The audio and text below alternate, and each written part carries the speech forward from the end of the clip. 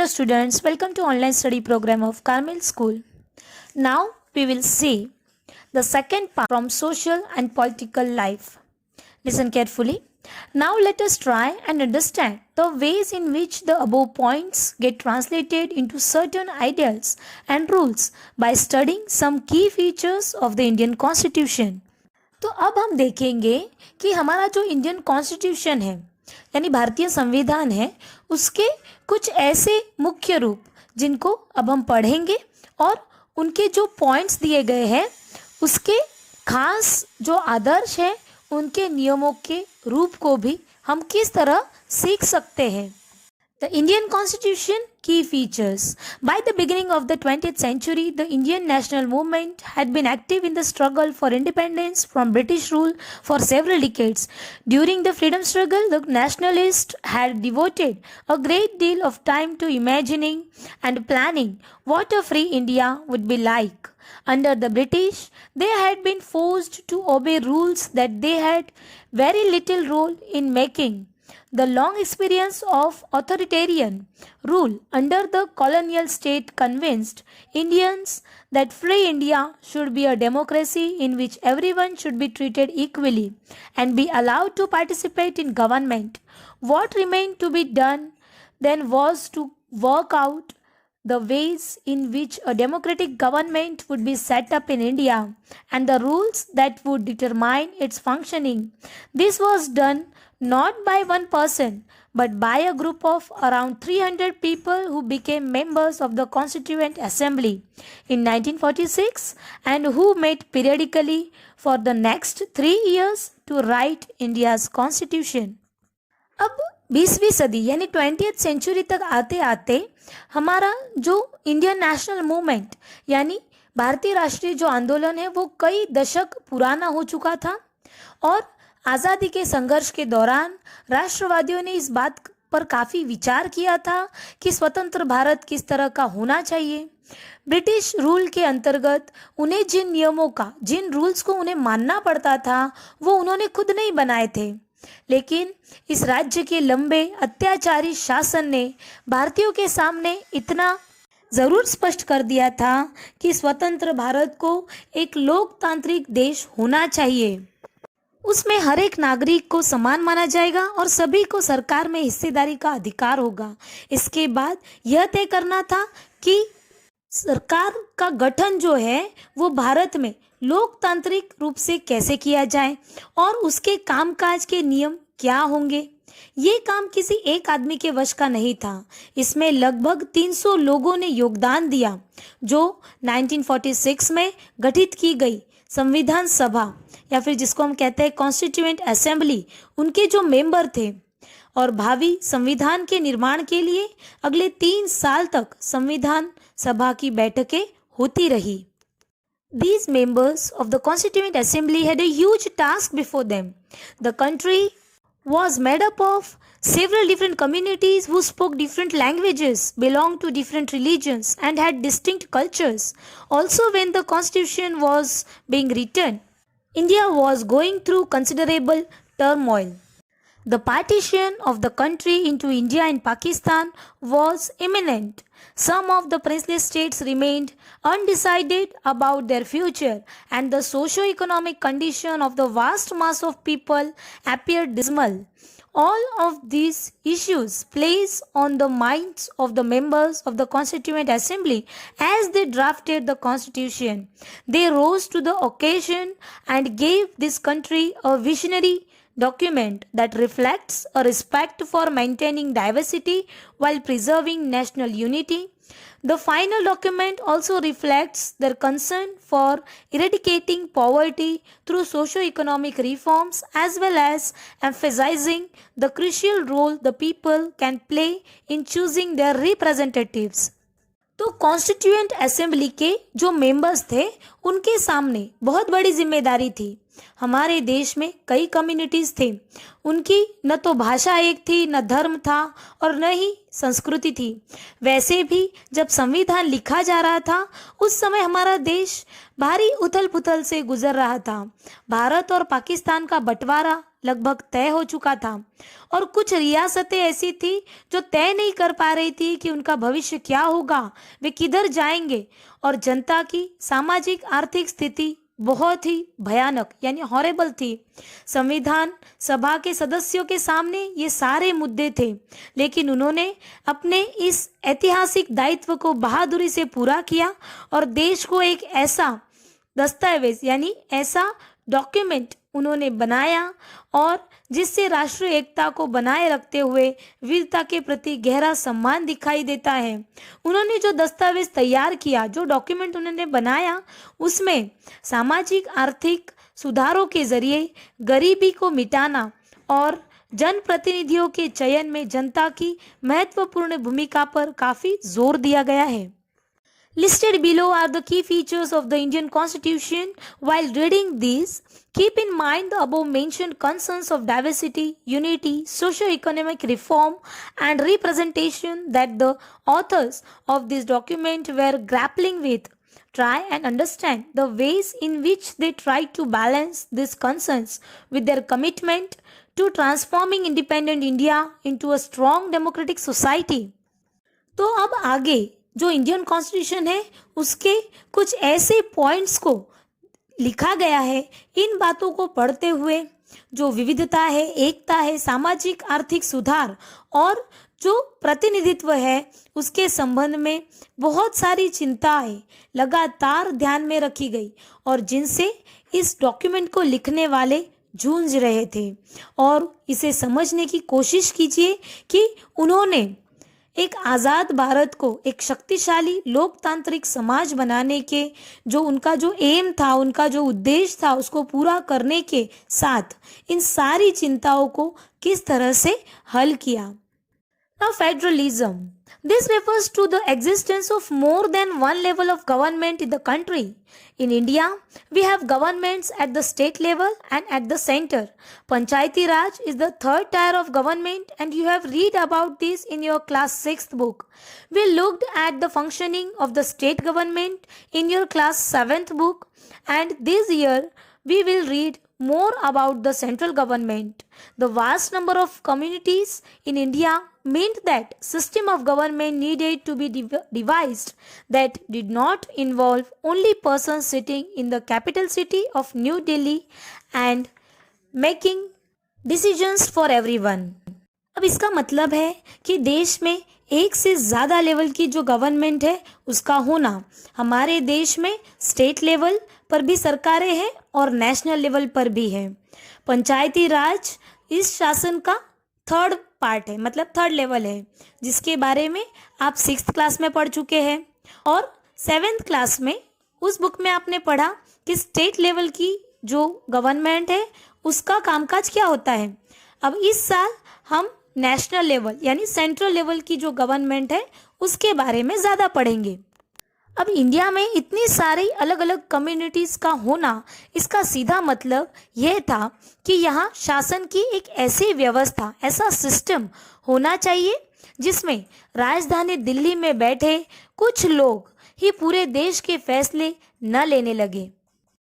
Instead, it was important to have another level of government in the states so that decisions could be made for that particular area. While each state in India enjoys autonomy in exercising powers on certain issues, subjects of national concern require that all of these states follow the laws of the central government.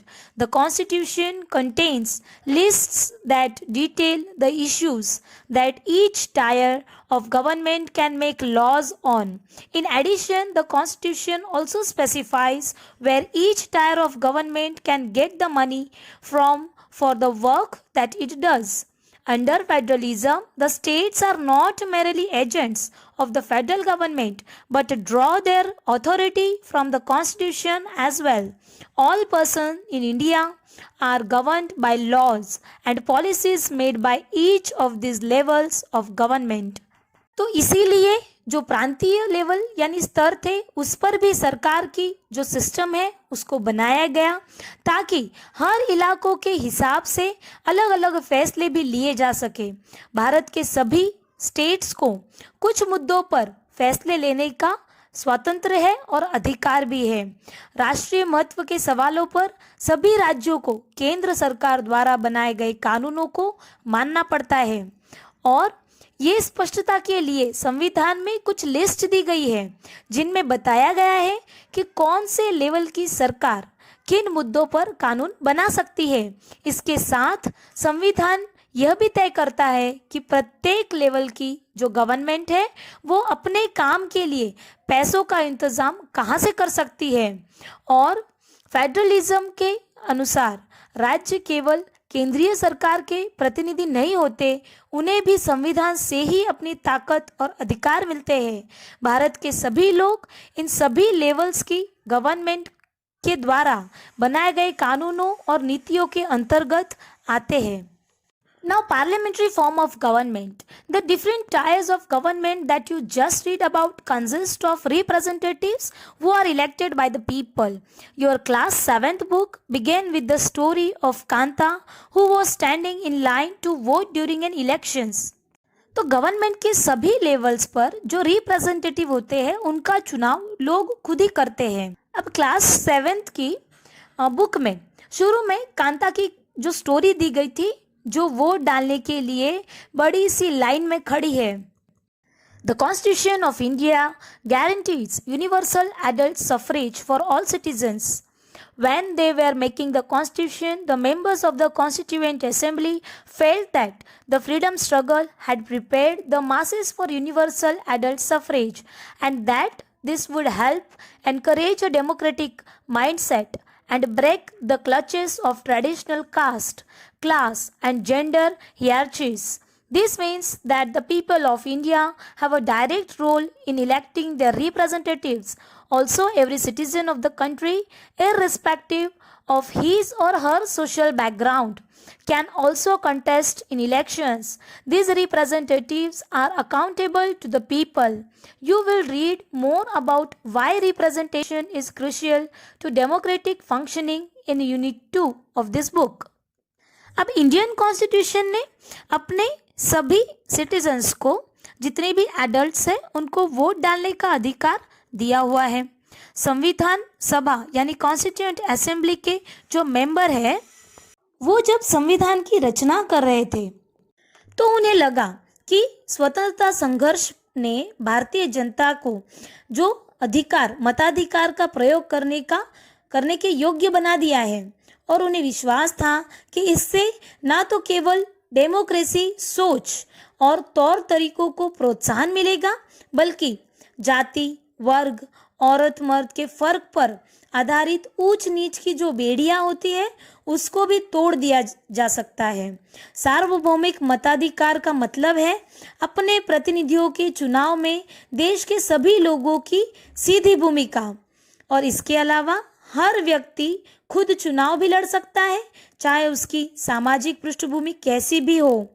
ये प्रतिनिधि जनता के प्रति जवाबदार होते हैं और लोकतांत्रिक जो कार्य पद्धति होती है उसमें जो रिप्रेजेंटेटिव होते हैं वो बहुत ही महत्वपूर्ण होते हैं। इसके बारे में हम इस बुक में जो यूनिट 2 है उसमें डिटेल में पढ़ेंगे।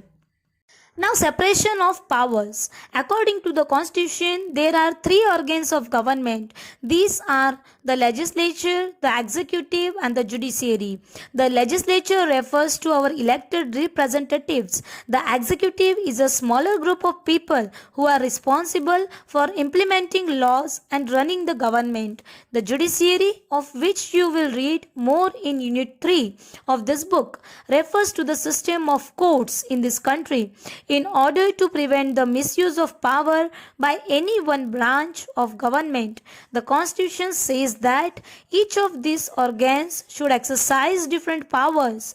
Through this, each organ acts as a check on the other organs of government and this ensures the balance of power between all 3. अब अपना जो कॉन्स्टिट्यूशन है उसके मुताबिक सरकार के 3 अंग हैं, लेजिस्लेचर, एग्जीक्यूटिव एंड जुडिशियरी। अब लेजिस्लेचर में जो हमने चुनाव किए हुए जो रिप्रेजेंटेटिव होते हैं और एग्जीक्यूटिव ऐसे लोगों का ग्रुप है जो उन सारे लॉज को इम्प्लीमेंट यानी लागू करने और शासन चलाने का काम देखते हैं।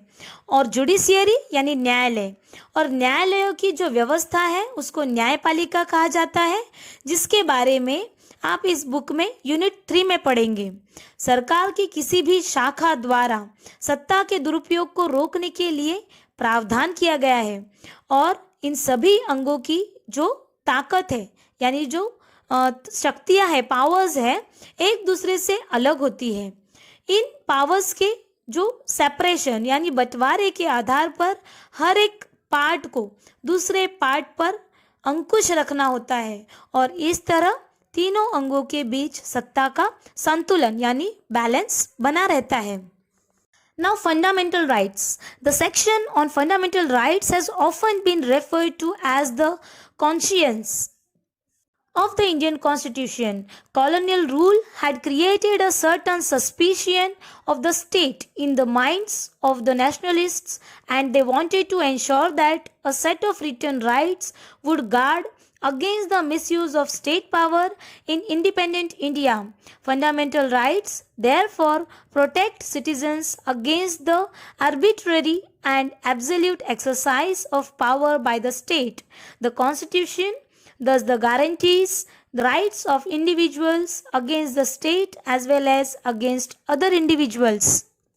अब फंडामेंटल राइट यानी जो हमारे मौलिक अधिकार, और इन मौलिक अधिकारों वाला जो खंड है वो इंडियन कॉन्स्टिट्यूशन की अंतरात्मा भी कहलाता है।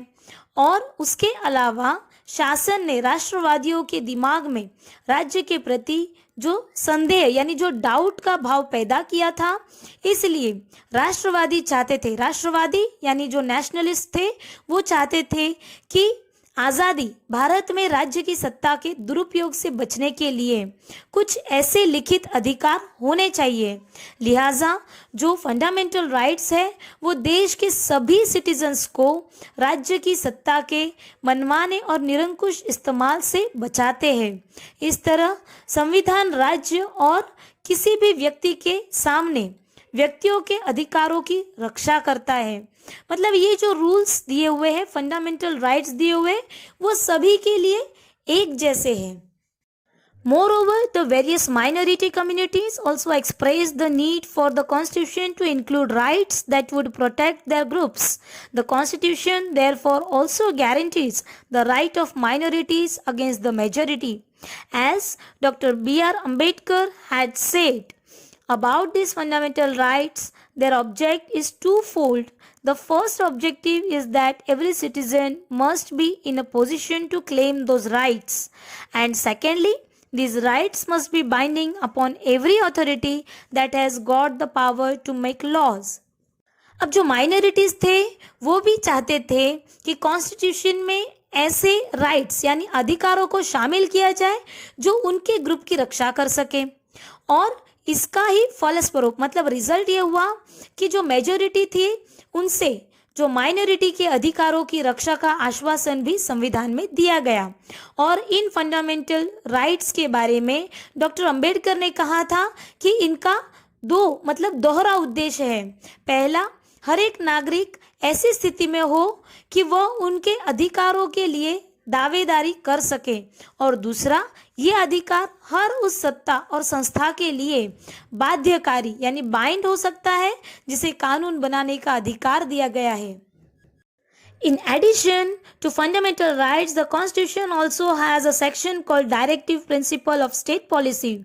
This section was designed by the members of the Constituent Assembly to ensure greater social and economic reforms and to serve as a guide to the independent Indian state to institute laws and policies that help reduce the poverty of the masses.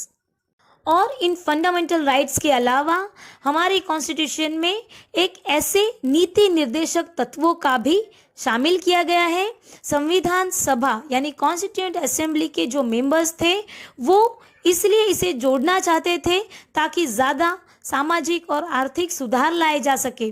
वो चाहते थे कि आज़ाद भारत जो राज्य है वो जनता की गरीबी दूर करने वाले कानून और नीतियां बनाते हुए इन सिद्धांतों को मार्गदर्शक के रूप में हमेशा अपने सामने रखे। Now, secularism. A secular state is one in which the state does not officially promote any one religion as the state religion. We will read more about this in the following chapter. Secularism यानी धर्मनिरपेक्षता। धर्मनिरपेक्ष राज्य वो होता है जिसमें राज्य अधिकृत रूप से किसी भी धर्म को राजकीय धर्म मतलब स्टेट रिलीजन के रूप में बढ़ावा नहीं देता।